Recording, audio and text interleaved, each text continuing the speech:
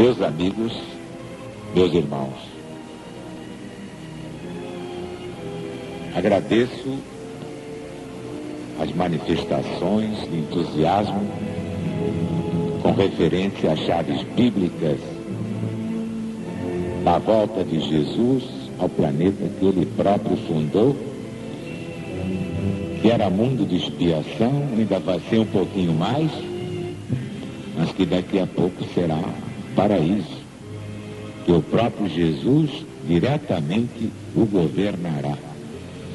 Vejamos então mais um trecho da chave bíblica número 15, aquela que assinala a atividade do anticristo, o Cristo de Satanás, e seu domínio mundial neste final de ciclo.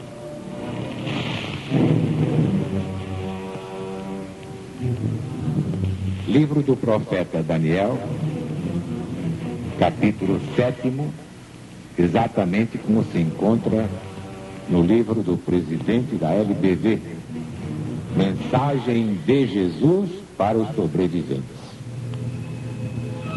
Capítulo 7 de Daniel. Depois disto, eu continuava olhando nas minhas visões da noite, e eis aqui o quarto animal terrível, espantoso e sobremodo forte, o qual tinha grandes dentes de ferro, e ele devorava e fazia em pedaços, e pisava aos pés o que sobejava. Era diferente de todos os animais que apareceram antes dele, e tinha 10 chifres. Estando eu a observar os chifres, eis que entre eles subiu outro pequeno, diante do qual 3 dos primeiros chifres foram arrancados. Eis que neste chifre havia olhos como os de homem, e uma boca que falava com insolência.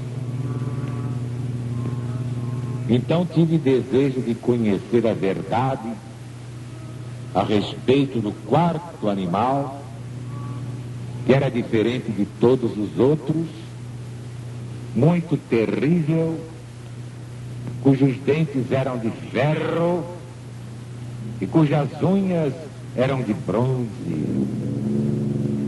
e devorava, fazia em pedaços, e pisava aos pés o que sobejava.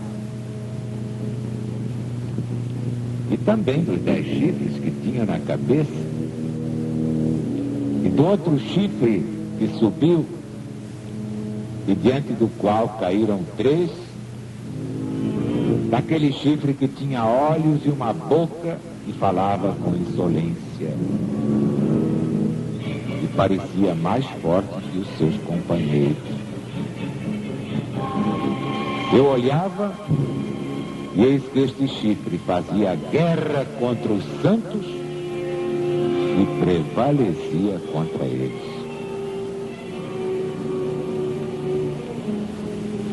Meus amigos, meus irmãos, isto ainda vai acontecer. E quem vai prevalecer contra os santos de Deus, os escolhidos, não é o quarto animal, terrível, espantoso, sobremodo forte, com dentes de ferro e unhas de bronze, que devorava e fazia em pedaços, pisando aos pés o que sobejasse. Quem vai fazer guerra contra os santos de Deus, contra as ovelhas do rebanho único, e prevalecer contra eles, claro que vitoriamente, é o pequeno chifre que arrancou 3 dos primeiros chifres do quarto animal, espantoso e terrível, sobremodo forte com dentes de ferro e unhas de bronze. Os legionários já estão devidamente avisados. João, o vidente de Patmos, realmente já nos avisou em sua primeira epístola da vinda de muitos anticristos. Mas é claro que salientou o pior de todos, o anticristo do fim, que é exatamente o Cristo do diabo. Já expliquei aqui que assim como há a Trindade do bem, Deus, Jesus, Espírito Santo, Paráclito, também há a Trindade do mal, Satanás, Anticristo, falso profeta. Este é o falso Cristo de Satanás. E este, quem o define muito bem, é o apóstolo Paulo, na segunda epístola aos Tessalonicenses, capítulo 2, versículos 1 a 4. Irmãos, no que diz respeito à volta de nosso Senhor Jesus Cristo e à nossa reunião com Ele, nós vos exortamos a que não vos demovais de vossa mente, supondo tenha chegado o dia do Senhor. Ninguém, de nenhum modo, vos engane. Isso não acontecerá sem que venha primeiro a apostasia, e seja revelado o homem da iniquidade, o filho da perdição, o qual se opõe e se levanta contra tudo que se chama Deus, a ponto de sentar no santuário de Deus, ostentando-se como se fosse o próprio Deus. Ninguém diria melhor. Isto prova que na parte profética das suas epístolas ou cartas, o apóstolo Paulo foi inspirado exatamente por Deus. Seus erros, que apontei em outra obra, representam a parte humana da Bíblia, e Deus não tem nada com isso.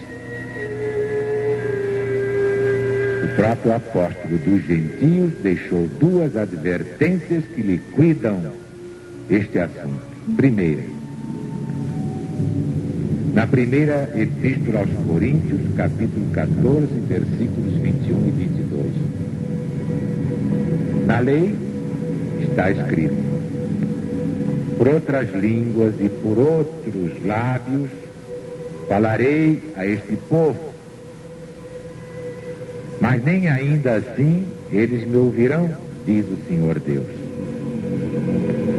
As línguas, pois, são um sinal não para os fiéis, mas para os infiéis. Agora, as profecias são um sinal não para os infiéis, mas para os fiéis.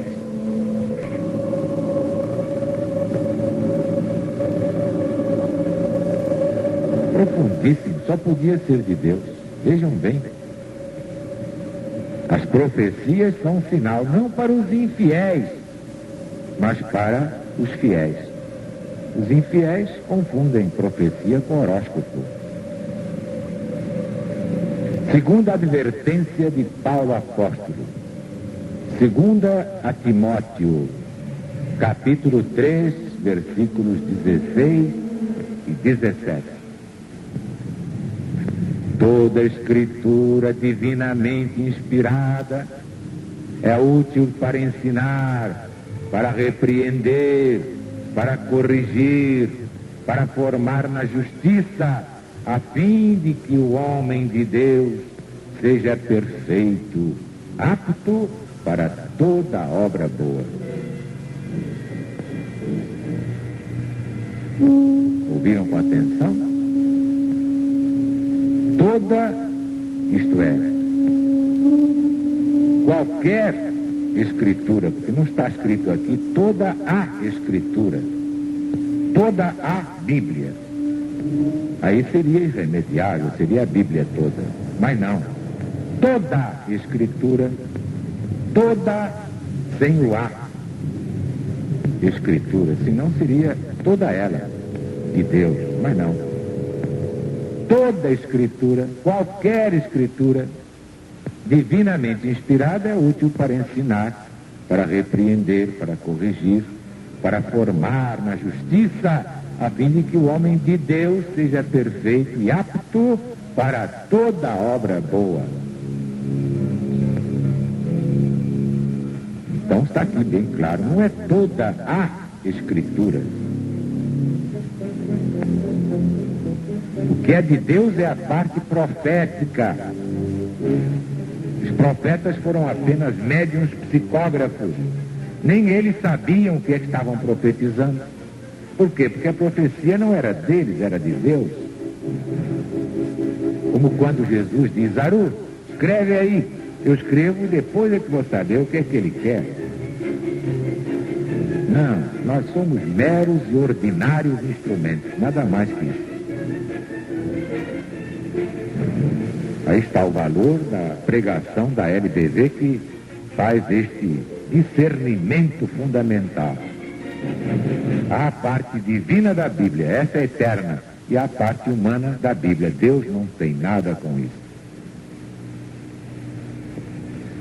A parte profética, a divina, é infalível, porque vem de Deus. Agora a parte humana está cheia de fantasias, porcarias, como todas as coisas que saem da cabeça do homem. O homem tem fantasias, porcarias, não poderia deixar de tê-las na própria Bíblia. Mas Santo Agostinho, referindo-se à Bíblia, afirmou que é uma espécie de impiedade não ler aquilo que por nós e para nós escreveu a mão do próprio Deus. Coitado de Santo Agostinho, enganou-se redondamente. Deus não escreveu a parte humana da Bíblia, escreveu a parte divina, mas não a parte humana, que do contrário nem eu acreditaria em Deus.